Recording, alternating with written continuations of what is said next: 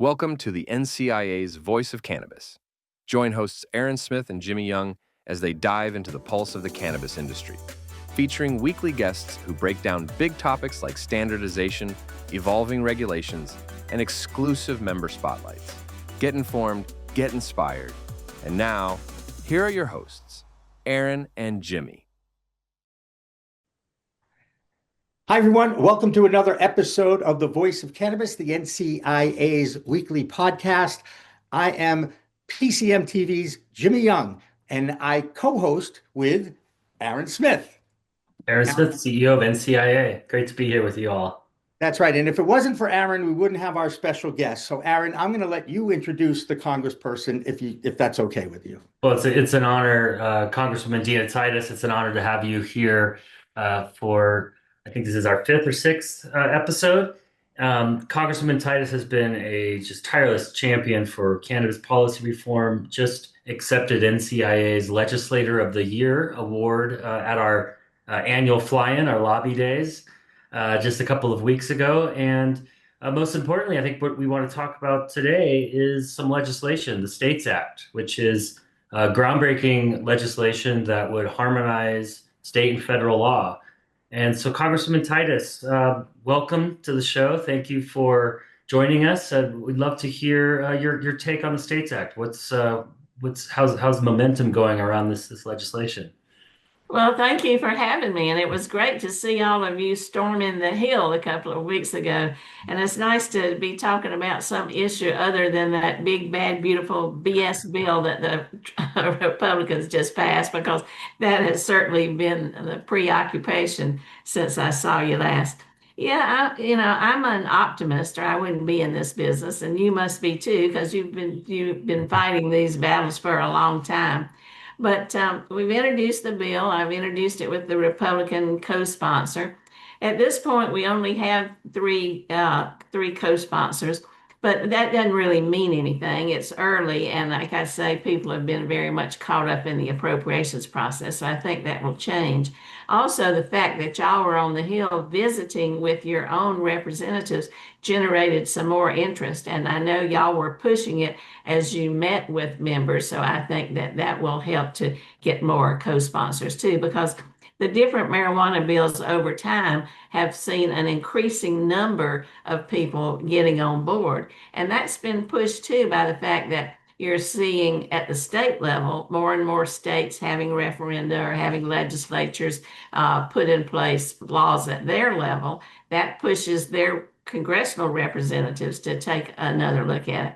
And something else that may be one of the only good things that comes out of the policy of the White House is that they are pushing more things to the states to pay for, like SNAP and like Medicaid. And so states may be looking for additional sources of revenue. So that may push them in the direction of legalizing marijuana to some extent so they can get that tax revenue generated. So all things seem pretty positive at this point.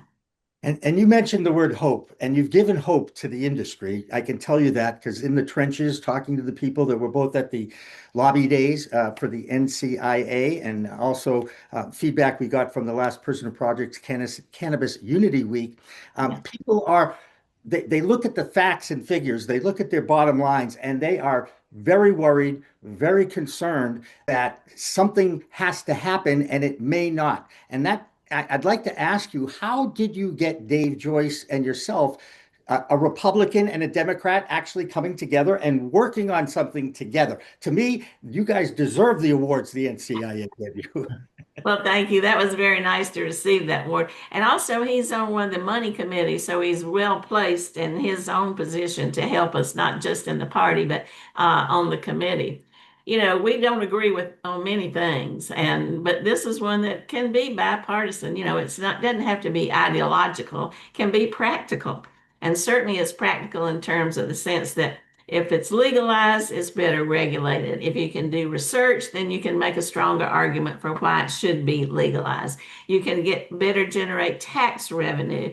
And don't forget, it's a small business, and Republicans say they're all for small businesses, but it can't operate like other small businesses because of banking laws, credit laws, tax laws. And so if you make that pitch to the Republican side, I think that helps you to make an argument that appeals to them and brings them over. Well, it's a really great bill, and there's been multiple versions of cannabis legalization at the federal level introduced over the years, over the past 15 or so years. This one, I think, really resonates with conservatives in that it's the States Act. It's about respecting state law, which is what they are talking about on a myriad of other issues. How do you feel the reception is in the Democratic side, on your side of the aisle for the bill? Are we seeing enthusiastic support as we have with other legislation in the past? Well, I think you will. I mean, it doesn't go as far as a lot of Democrats would like to see. They'd like to see it totally deregulated, if that's the right term, or descheduled rather. But we're starting to realize that you got to eat this one bite at a time, and this would be a good way to do it. You're right. Republicans like to talk about states' rights, and that's what this does. And we recognize that states are so far ahead of the federal government that if we're not going to catch up, we at least need to get out of the way. And I think that's a message that this bill sends. So it was my first excursion to Washington, D.C. since the last lobby days I was physically and mentally and financially able to attend back in 2019. And I got a great lesson, thanks to Aaron, because I got to sit in on one of the lobbyist meetings during that time. And I got a much better feel for why things take time in Washington, D.C. to get done. Hey, well, I hear you, and I guess the question I'm going to have is why, if they love to delay, if that's what is the purpose here, to make sure you get it right the first time, even though you may make a mistake with that original law, you can still change that law, or you can pass amendments once it's in place. So I wonder. I guess my question is, how do you get around the delays or the non? A lot of people say, well, it's a Democrat bill, so we're not going to talk about that because we're Republicans. Oh, Republicans, we're not going to talk about to them because they're the other side. How can the two parties come together, and is this plant able to bring it together? Well, you're so right that things seldom are based on facts, and they often get caught up in politics. And that I'm not going to vote for this bill because it might help my opponent, or it might help the Democrats get a majority, or whatever the reason might be. Or I'm going to trade it for my vote for something else. That's log rolling. So there are all the political problems that go with any kind of legislation. But if it's bipartisan, that's important. If it's not too ideological, that's important. Getting the administration support seems to be important with Republicans during this administration, because as you saw on the budget bill, there were these kind of blowhards and Chip Roy and all these, we're not going to vote for it. We don't like it. It's a bad bill. Get the phone call from the White House. They're right in line. Now, we were optimistic about Donald Trump, who had made some comments in Florida that he was going to be supportive. Now, we've seen that kind of stall, and we have this crazy Secretary of Health and Human Services that I think is on drugs. I don't know where he's coming from. And so it's hard to read what the administration is going to do, and if they're going to make it a priority, and if they're going to weigh in. So that's another element of the politics that we have to keep in mind. But you have to look for ways to attach something to something else that people want, or say, well, I can support your dairy farm bill if you can support my marijuana bill. And just the fact that y'all were there on the Hill, that's very impressive. Having somebody eye to eye talk about it, and for members of Congress to see you're normal people. The old stigma for marijuana and a gateway drug and head shops and glow lights and Che Guevara and all of that, that's just not accurate.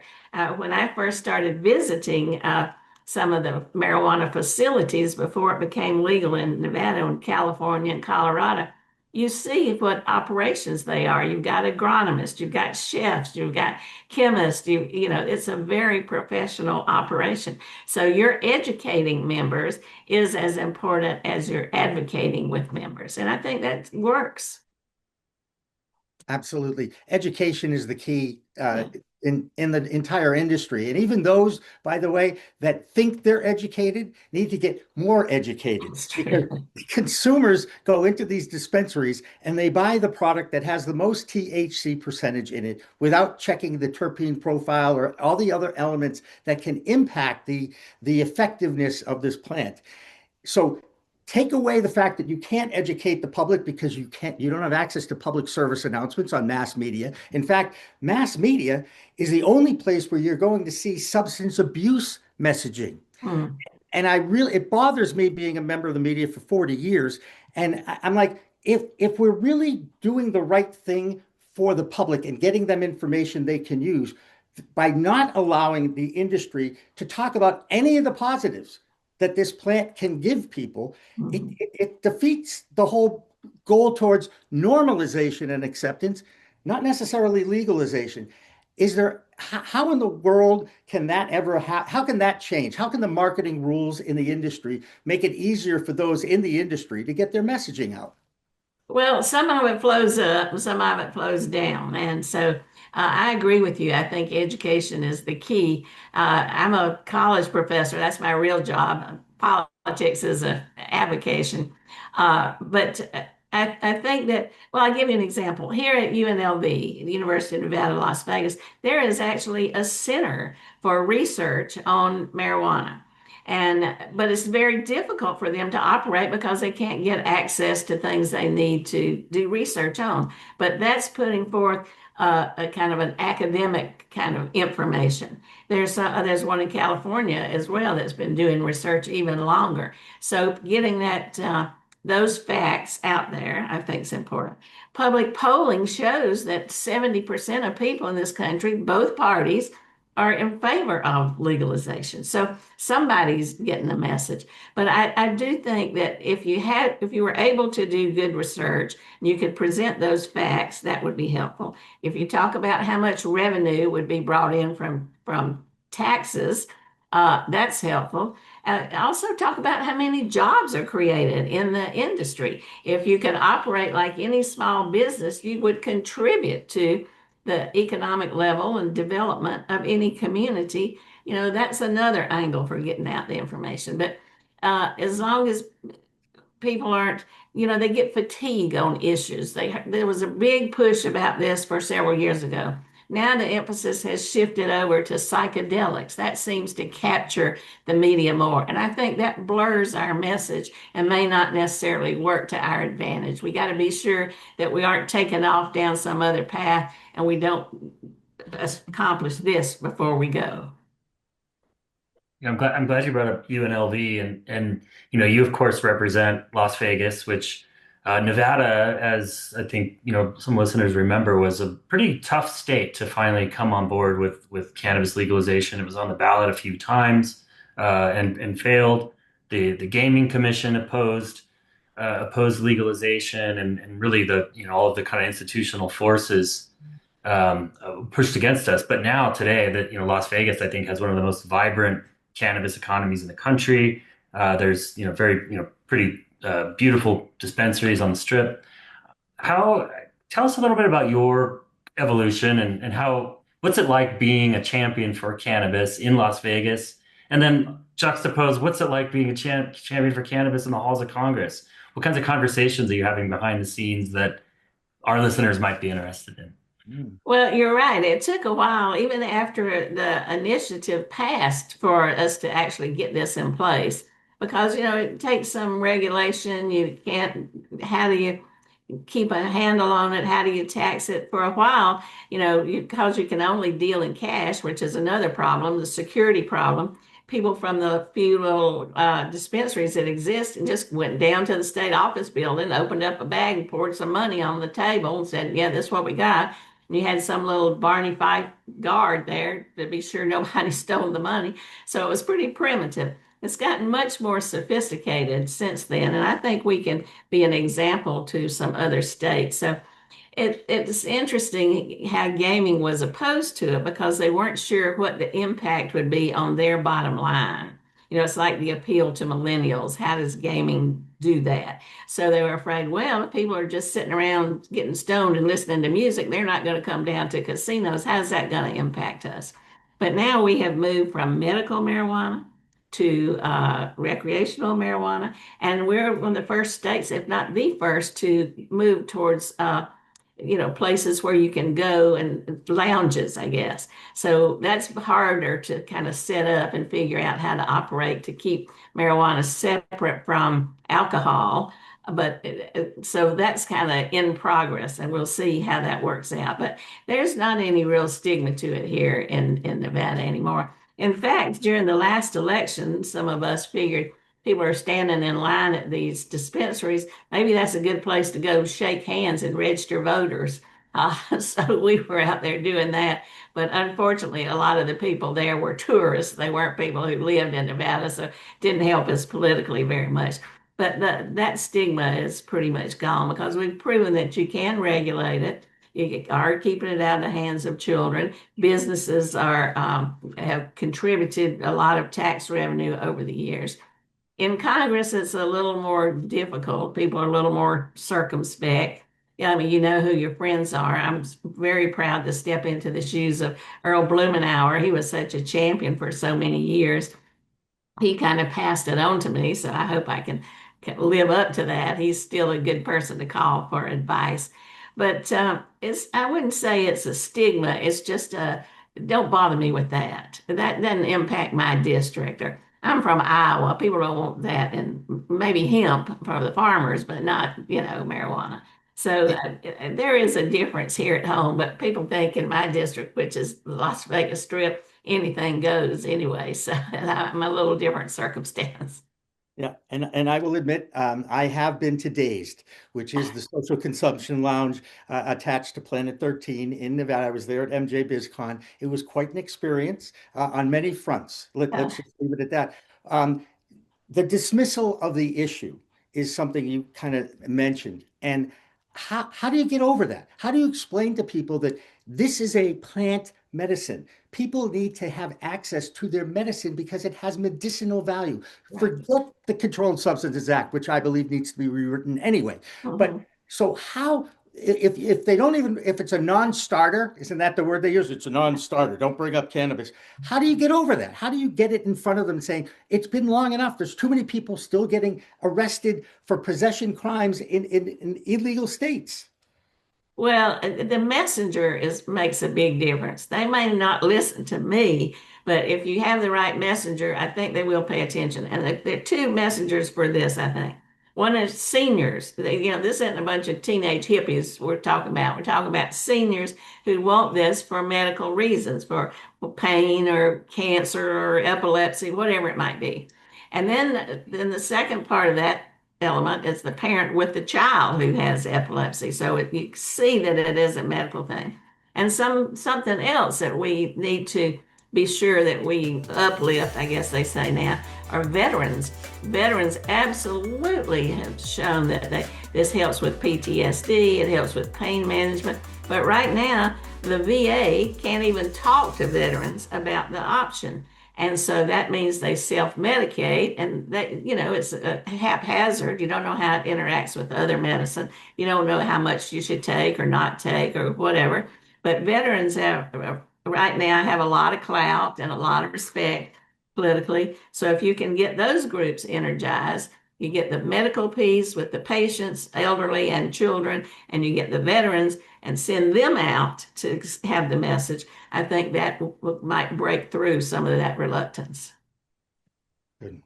Yeah, I agree. I agree 100%. I mean, how can we deny those who are fighting and getting injured in the course of the line of duty from medicine? That's a natural medicine that, has been found to work for so many conditions. And I think that resonates probably more than any other argument, certainly on the Republican side of the aisle. But I think both. I guess I'll ask you maybe a question that I get all the time. That's, I will admit is some sort of an annoying question, but is when, if you had a crystal ball and you were going to, just predict when cannabis legalization would happen at the federal level, where would you put your money? You're in Nevada, so where would you put your chips down? Well, now that we've gotten all this budget stuff behind us, I think the effort will kick up.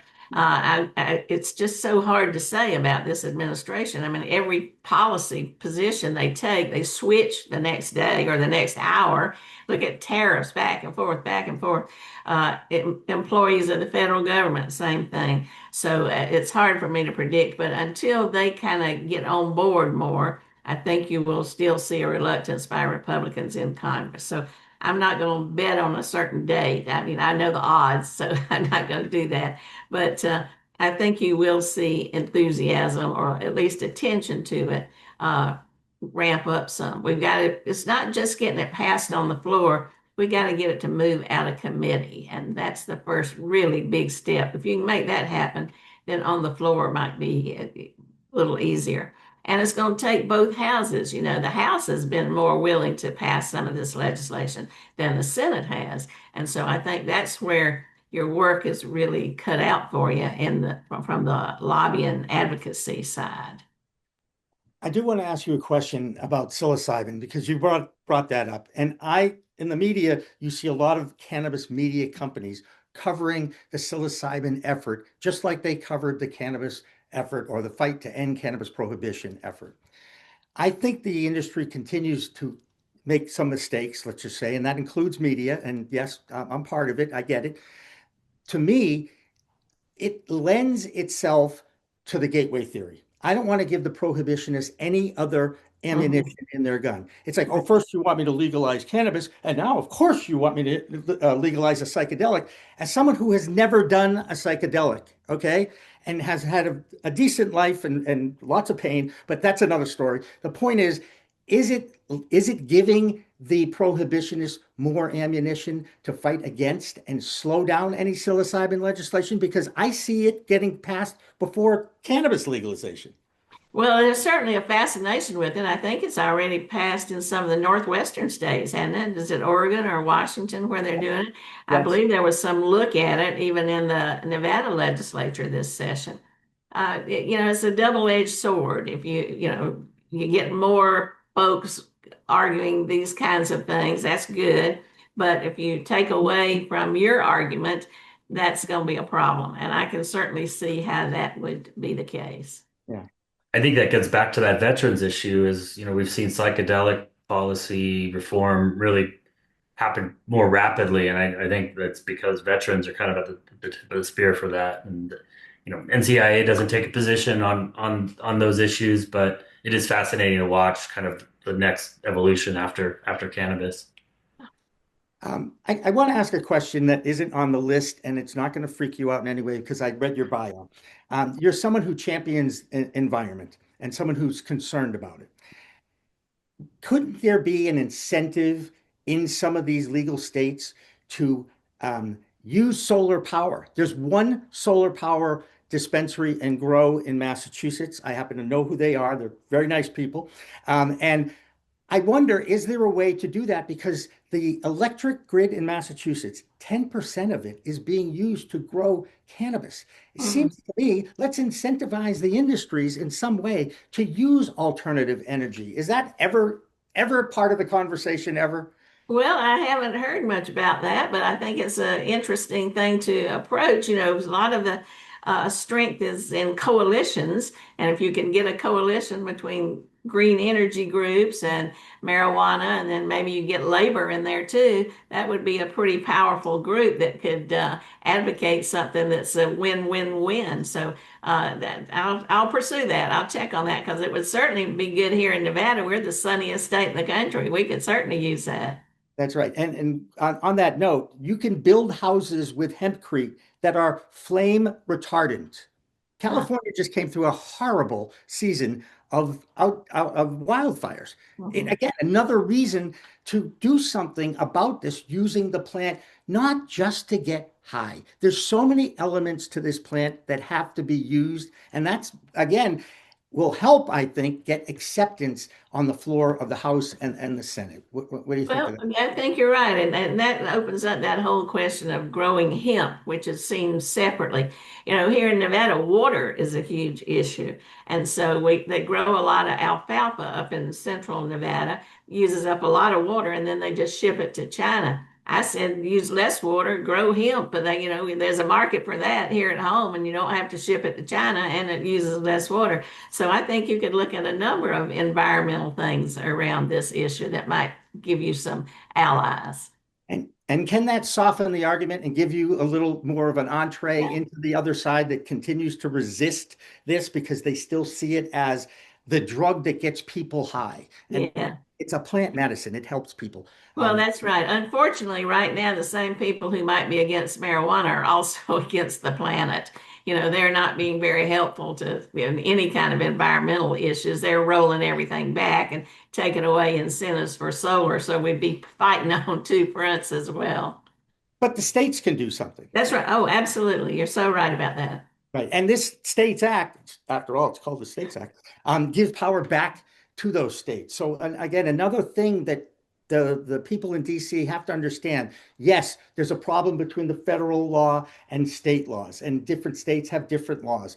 But there's also different ways to utilize this plant's benefits, not just to get high. And it's I marvel at both Aaron and you, Dina, in the trenches, fighting this on a daily basis, not even a daily basis, because, it's dismissed. You're like, this is not a priority for us. I can't imagine why at this point it's not a priority, because it can generate revenue. It can generate tax. There's so many elements to it that I'm like, do they understand what they're dealing with here? Well, I know, and that gets back to the need for education and the need for research. If you're going to say this plant can do all these different things, you need the research to be able to, so it's not just something that you decided, it's something you can prove. And I think that's important. Before I go and leave y'all, though, let me just mention briefly about the banking. We need to be sure that these businesses are treated like all businesses. That's what they are. We are just the same as a small, bodega or retail store. So give us the same banking laws, give us the same tax laws, give us the same business advantages. And that's a whole nother area where I think we're going to have to make a push. Absolutely. Well, we appreciate your leadership on that, and we look forward to the introduction of the Safe Banking Act in this Congress, and we will be doing everything we can to rally support around that. Well, thank you. And thank you for y'all, all you're doing to get the word out. Like, this show is so important. Being on the Hill was great. You can call me anytime, and come back to see me in Las Vegas. Absolutely. Thank you, Congresswoman. And Dina, before you leave, just remember to puff and pass the bill. Okay. Come on. Thank you for mentioning All right. that. I wrote that article for the Harvard Law Review and called it that. I think the title got more attention than the contents, but I agree. Thank you. You bet. And keep it going. Thank you very much for joining us. Thank you. Bye-bye. Thank you. Okay, so a reminder that the Voice of Cannabis podcast, which is the NCIA's podcast, is supported by Buds Group, a consulting group out of New Jersey, and by the Maverick PR Group out of Colorado. Aaron, how important is it to get the support of the NCIA's members? Because this is how things can get done, and you have access to people like Dina Titus and Dave Joyce so that we can get those issues in front of the people who make those decisions in the trenches in DC. It's vitally important, and there are hundreds and hundreds of issues before a member of Congress like Congresswoman Titus, thousands of lobbyists, and to cut through that noise, we need the resources to make sure that we're pushing the cannabis issue front and center, because otherwise we'll fall by the wayside. So our sponsors for this podcast, our members, make it possible for small businesses to have a seat at the table in Washington, D.C. There you go. And Aaron and I will continue to wave the flag for the industry in future episodes of The Voice of Cannabis. So for now, I am PCM TV's Jimmy Young for Aaron Smith, the Executive Director of the NCIA. Thanks for watching. Thanks for listening.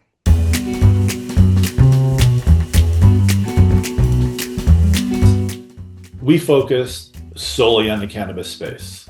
The cannabis is not just another item that we've put on our website and said, oh, we're in cannabis. We do cannabis and cannabis only, and we focus on cannabis day in and day out.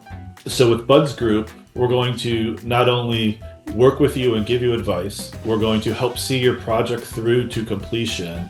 And you're going to find at the end of the day, it'll be a fraction of a cost of working with a larger firm, because our executives are focused just on cannabis and we run lean.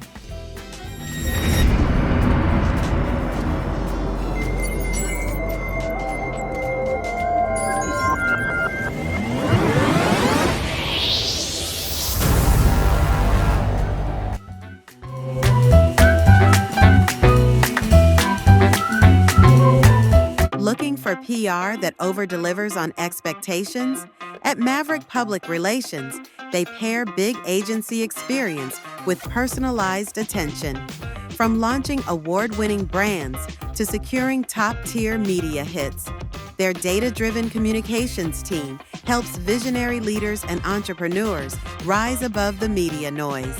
Maverick PR is responsive, collaborative, and relentless about results and ROI. Visit themaverickpr.com and make headlines together. That's a wrap on this episode of the NCIA's Voice of Cannabis.